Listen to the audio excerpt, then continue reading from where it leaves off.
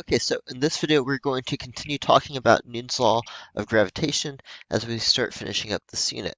In the last video, we talked about the concepts behind gravitation, and then we looked at the equation, Newton's law of gravitation, that looks like this: Fg equals g m1 m2 divided by r squared. Okay, and again, here G is what's known as the gravitational constant. Mass 1 and mass 2, M1 and M2 are the masses of the two objects, and then R is the distance between mass 1 and mass 2. Okay, now Newton's universal law of gravitation was a great success not only because you can do calculations with it, but because it was able to help explain known phenomena and make new predictions. And so when you talk about a scientific theory, a useful scientific theory, a lot of people think like a theory is just like a guess or a hunch, and that's true outside of science. But in science, scientific theory has a specific meaning, and so all scientific theories have to be supported by evidence, and they have to be able to explain known phenomena and make new predictions. Okay, and so the fact that we can successfully make predictions with this law speaks to its success. Now, that's not to say it's perfect. In fact, Newton's law of gravitation was actually supplanted by Einstein's theory of general relativity in the early 1900s. And so this is not the correct law of gravity, but it is adequate enough to teach in high school physics, let's say. Okay, so usually you don't need general relativity for most situations. Newton's law of gravitation gives you the same results most of the time. Okay, but anyway, just to give you some idea about what I mean by explain known phenomena and predict new phenomena. Okay, so it can be shown, and I'm not going to explain how, but it can be shown that if Newton's law of gravitation is the correct equation for gravity, then you can actually mathematically predict the shape of orbits around a star. Okay, so if you think like the moons orbiting the Earth, or even like planets orbiting a star, that's what I meant to say. You can predict that the shape is actually an ellipse, and we'll talk about that more here in a little bit. But orbits are elliptical, and that shape can be mathematically predicted using very complicated math that we're not going to talk about, but it can be predicted just from this equation. Okay, it can also correctly explain the tides. You can do calculations of orbits of different moons around different planets. Even going back hundreds of years, moons of Jupiter and Saturn could be seen through a telescope. And in fact, the planet Neptune was actually the first planet discovered, mathematically speaking. Okay, theoretically speaking, before it was actually visually discovered. Okay, and so basically what happened is back in the day, astronomers were kind of confused because the orbits of the planets were not fully agreeing with Newton's law of gravitation. And so what they figured out is that there was actually another planet out there in space whose gravity was affecting the orbits of the other nearby planets.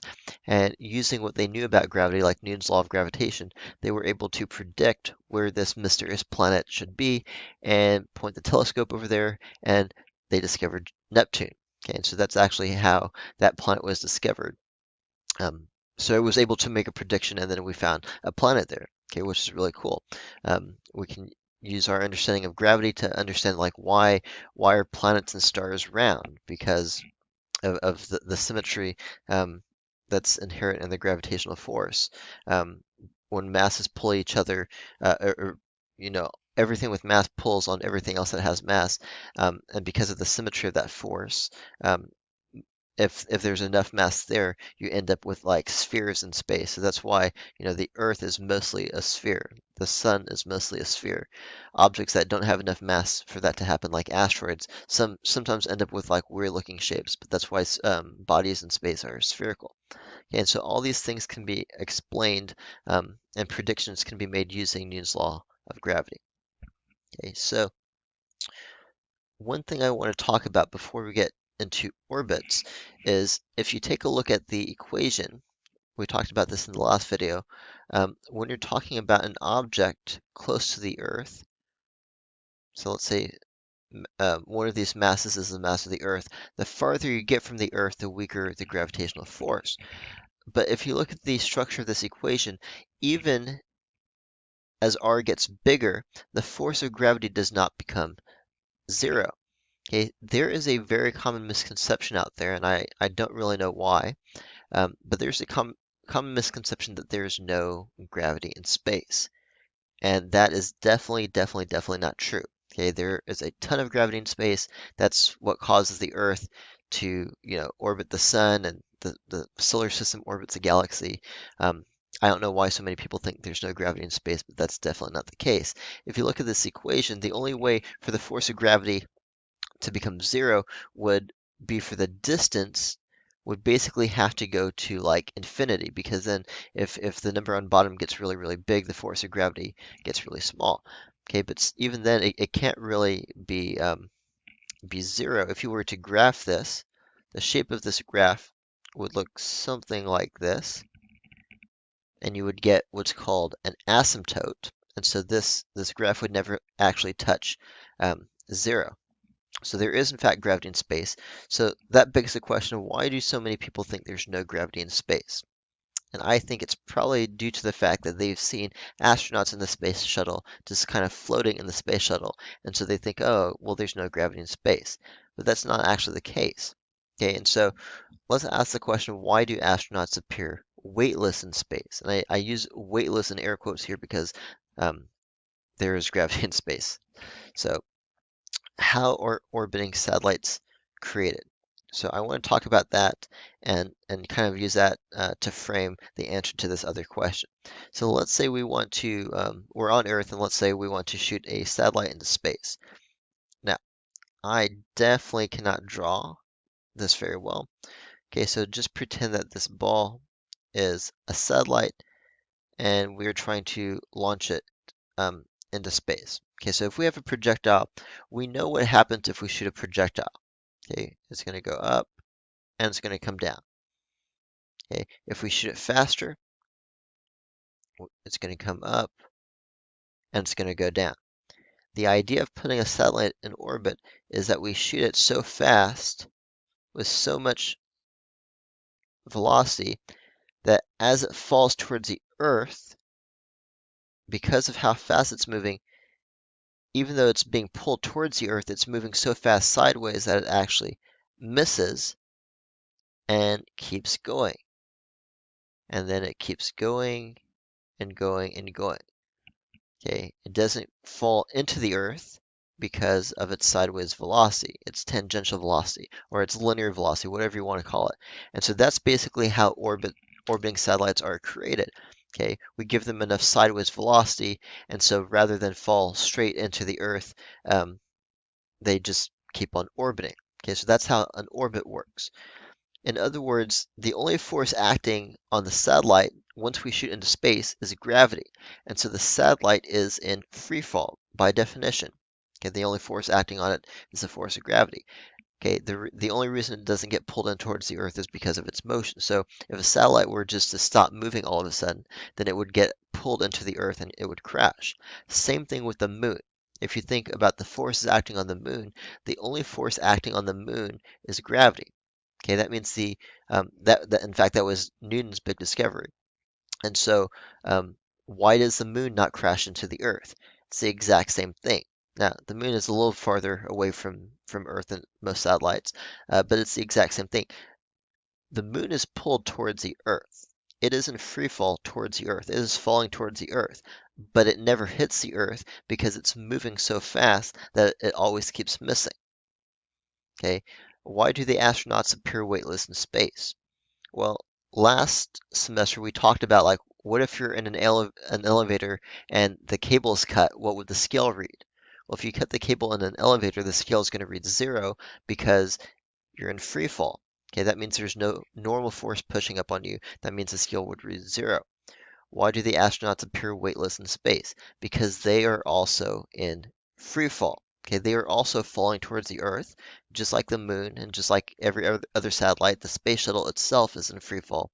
And so, if you're in free fall, you appear weightless in the sense that there's nothing pushing up on you. That is why the astronauts float inside the space shuttle. It's got nothing to do with there not being any gravity in space. There's a lot of gravity in space.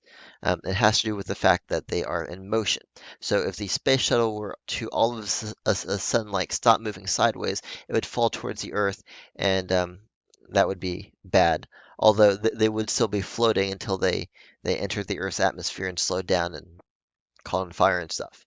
Um, so yeah, that's how orbits work. That's why the astronauts appear weightless. There you go.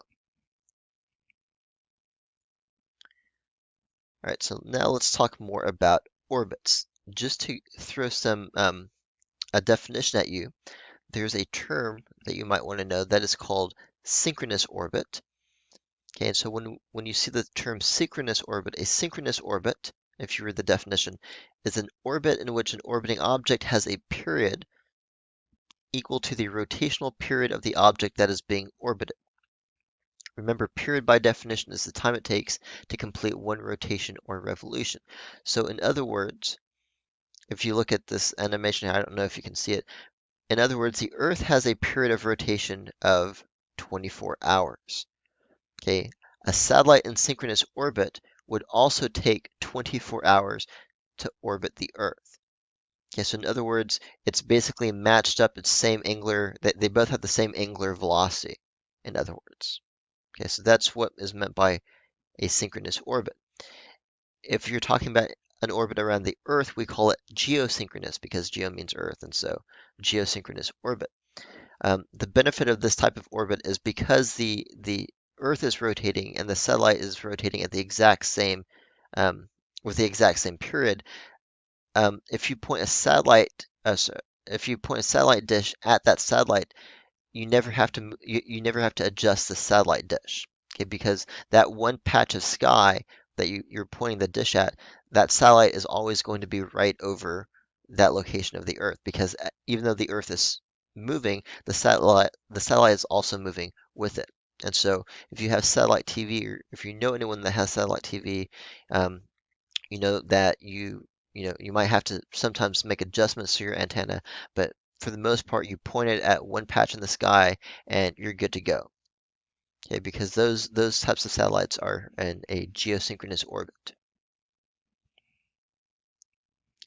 And as we will see later, the period of a satellite really only depends on its distance from the center of the Earth. It doesn't depend on the mass of the satellite itself. It depends only on the distance from the center of the Earth. And so you can calculate where you have to put that satellite in orbit. For Earth, that's about 36,000 kilometers above sea level. And we'll see calculations like that later on. All right, let's talk more about orbits. Okay, so pause it here if you need to add this to your notes. So if you have an object orbiting a bigger body of mass, the shape of that orbit is an ellipse. Okay, the shape of the orbit tends to be what's called elliptical. Now, this unit is about circular motion, and so an ellipse is not a circle. An ellipse is basically like an oval. Something like, let me see if I can draw an oval. Something like this. Now, if you have a certain type of ellipse, that would be a circle. So a circle is a special type of ellipse. Just kind of like how like a square is a special type of rectangle. Okay, same type of thing. So this unit is about circular motion. We're going to pretend for simplicity that the orbits, just for calculation purposes, we're going to pretend that the orbits are circles, because if they're not circles, then the calculations actually become kind of complicated. So for calculation purposes, we're pretending they are uh, circular orbits, but just know they are actually elliptical. Now, in the context of orbits, we give that linear velocity, that tangential velocity, what we've called v in all of the equations, we give that a special name. Because it is the velocity of an orbiting object, we call it orbital velocity. Okay, so orbital velocity, tangential velocity, linear velocity, this is all v. When you're looking at all of your equations, that is v. We only call it orbital velocity if it's something like orbiting something else. Okay, it's just a name that we give in that context. Okay, so if you're looking at a problem and it says calculate the orbital velocity, you're looking for v. All right, so what we're going to do now is we're going to combine everything we've learned about circular motion and gravity up to this point and do some um, more complicated problems. So take a look at example 2. Example 2 says the average distance between the Sun and Earth is about 1.5 times 10 to the 11 meters. The Sun has a mass of 2.0 times 10 to the 24 kilograms. That's definitely a mistake, by the way. This number should be 30. There's no way the Sun has less mass than the Earth. And Earth has a mass of 5.97 times 10 to the 24 kilograms. Approximate the orbit of Earth as circular. All right, so the first question says calculate the gravitational force between Earth and the Sun. All right, so that is just a very basic use of Newton's law of gravitation. So for that question, I'm just going to do, Fg equals g m1 m2 over r squared. By the way, the reason we have to assume that the orbit is a circle is because with a circle, if you imagine like a circle, like let's say here is the Sun and here is the Earth, the distance from the Sun and the Earth is constant in a circle. In an ellipse, if the orbit is more like this, and here is the Sun and here is the Earth, sometimes the Earth is farther and sometimes the Earth is closer. And so that gets kind of complicated when you're plugging in, like, what do you plug in for the distance? Well, it depends. It's actually not a constant. And so then you have to involve calculus and stuff like that.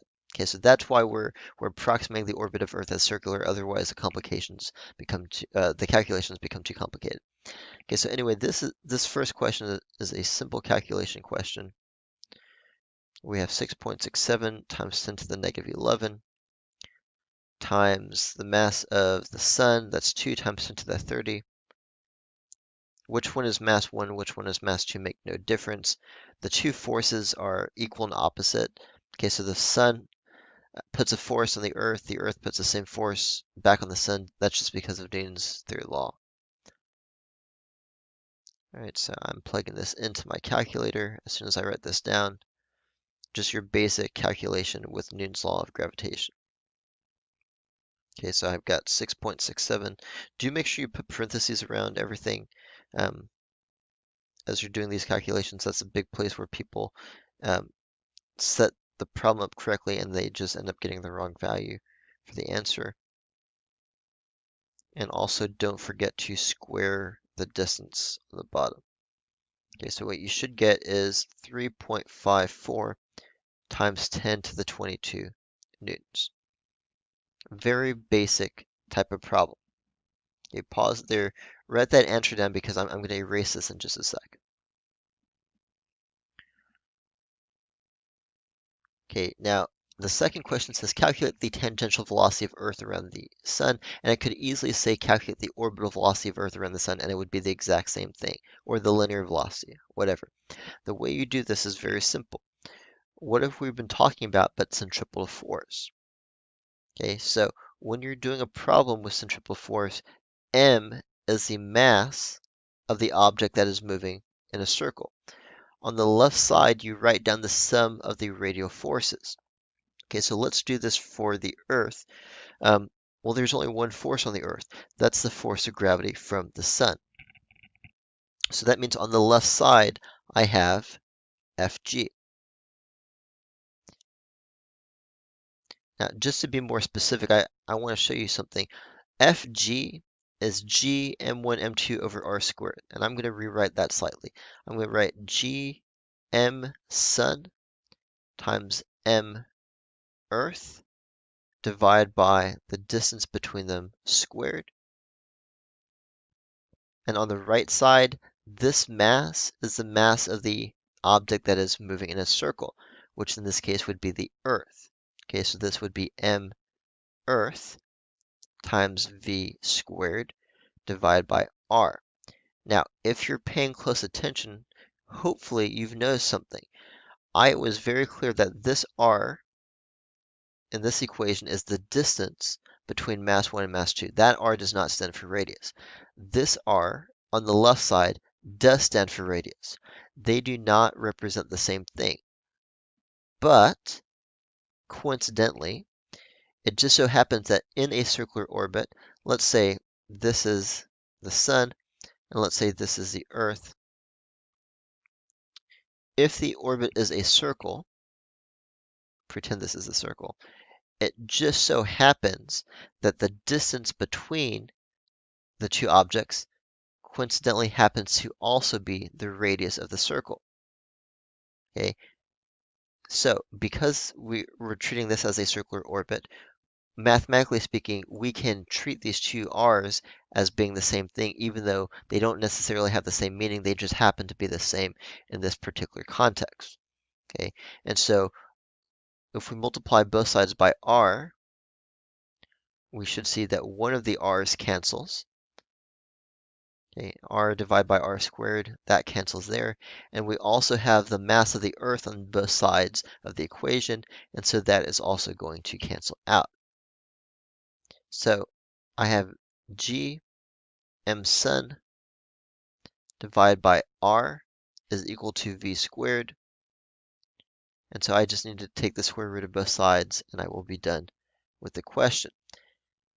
And there's something really interesting about the way we did this calculation. Notice that the mass of the Earth actually doesn't make a difference. Okay, it cancels out of the equation completely. So what that means is basically the mass of the Earth does not affect how fast it's traveling around the sun. Okay, if you were to replace the Earth with like a peanut with the exact same velocity, it would have the same orbit. Okay, so the mass of the Earth does not make a difference. So I'm just plugging in these values into my calculator. And if I did that correctly, I got 29,821.7 meters per second. Okay, so the Earth moves quite fast around the sun. Okay, so pause there if you need to look at that some more. And then the last question says calculate the period of Earth around the sun. Now that we have V, it would make the most sense to use an equation. If we want to find the period, which is a capital T, it would make the most sense to use an equation that has V and T. Okay, so that's going to be 2 pi r divided by T. And again, how do I know to use that equation?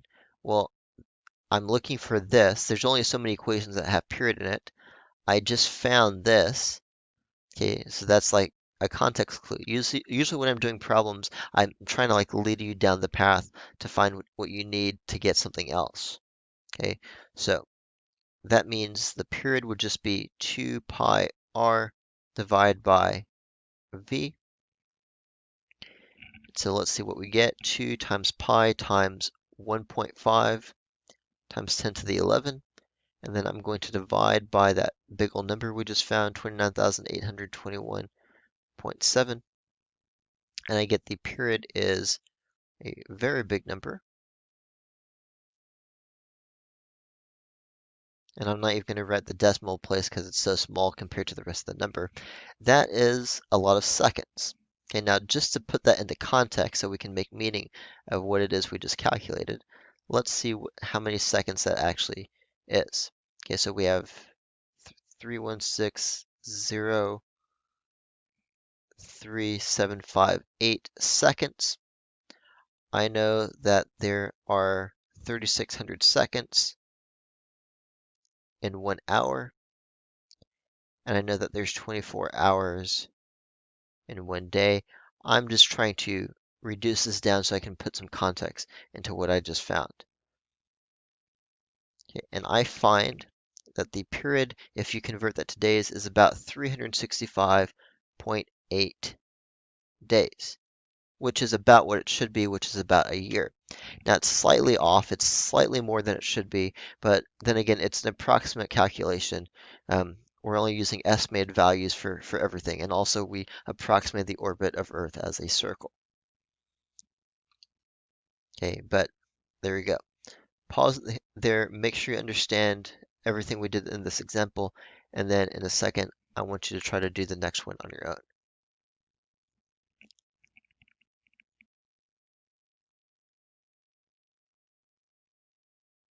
All right, really quick, by the way, I want you to take a look at this concept example. So the International Space Station, the ISS, orbits the Earth every 90 minutes, meaning it has a period of 90 minutes. So hypothetically speaking, if you want a satellite to be geosynchronous, meaning it orbits the Earth once every 24 hours, where would you want its orbit to be relative to the ISS? In other words, would you want that satellite, the geosynchronous satellite, should that be farther from the Earth than the ISS, or should that be closer to the Earth than the ISS? Okay, and the answer to the question is actually farther. And intuitively, I can tell you, that the easiest way to explain it is the farther away it is, the weaker the force of gravity, and so it's going to take longer to orbit the farther out you go. I want to show you what this looks like mathematically really quickly. So we know that we have Fc equals mv squared over r. On the left side, we have the force of gravity because satellite is in free fall, so that's the only force there is. And so basically we have Fg, which is g times the mass of the satellite. I'm going to write msat times the mass of the Earth divided by r squared, and that's equal to the mass of the satellite times v squared divided by r. Okay, but I want you to see what this equation looks like if I take out the v and replace it and write this equation in terms of the period. And I only point that out because sometimes you'll see problems that require you to do that. Okay, so watch what I'm going to do. I know from the beginning of this unit that v is equal to 2 pi r over the period. What I'm going to do is I'm going to plug from this equation, I'm going to plug that in for v. Okay, so watch what happens. I get g, the mass of the satellite cancels out. One of the r's cancels out. I'm only telling you that so I don't have to write as much. And then on the left side, when I make the substitution, I get 2 pi r over the period, all of that squared. Okay, which means I have to do 2 squared, which is 4, pi squared, which is pi squared, r squared, and then t squared.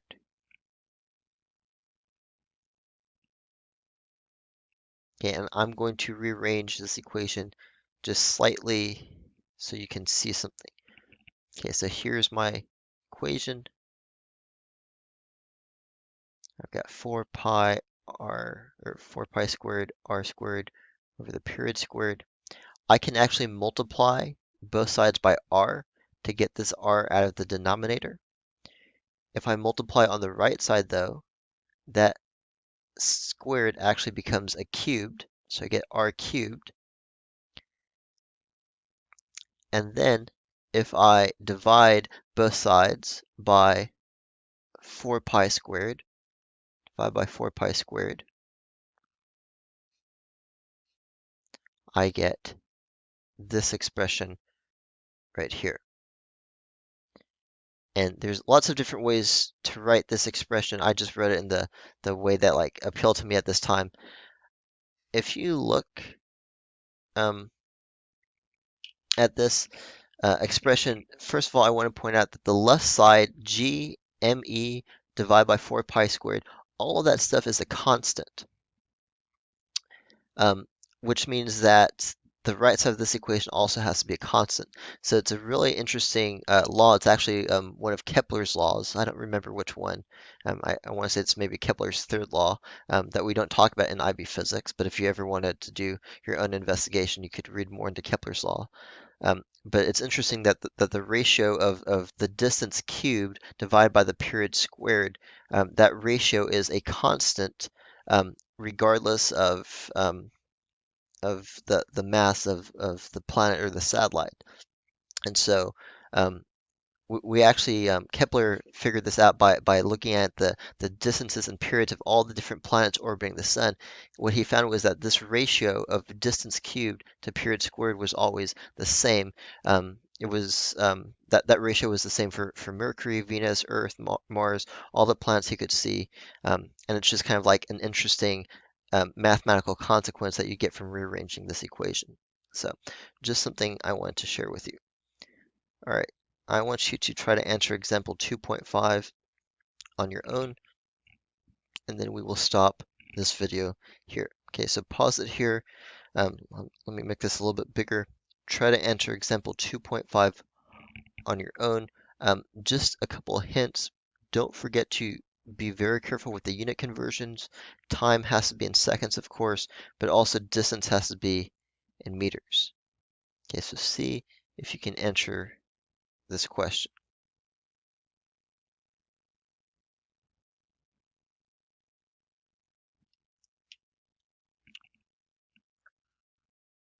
Okay, so 96 minutes. That should be a very easy conversion to seconds because we can just multiply by 60. We get 5760 seconds. The orbital velocity, that would be v. The hint is that we just found the period, so we can use the period to do that calculation.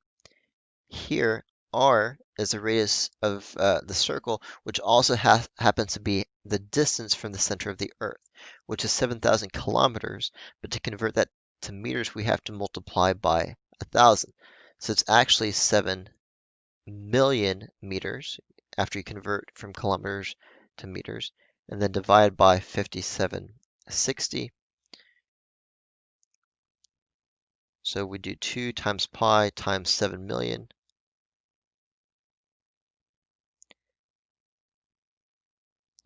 And we get 7,635.8 meters per second. That is the orbital velocity of Sputnik.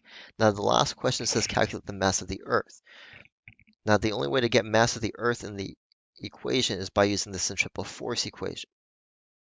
Okay, so mv squared over r. On the left side, we have g times the mass of the Earth times the mass of Sputnik. I'm just going to put ms divided by r squared.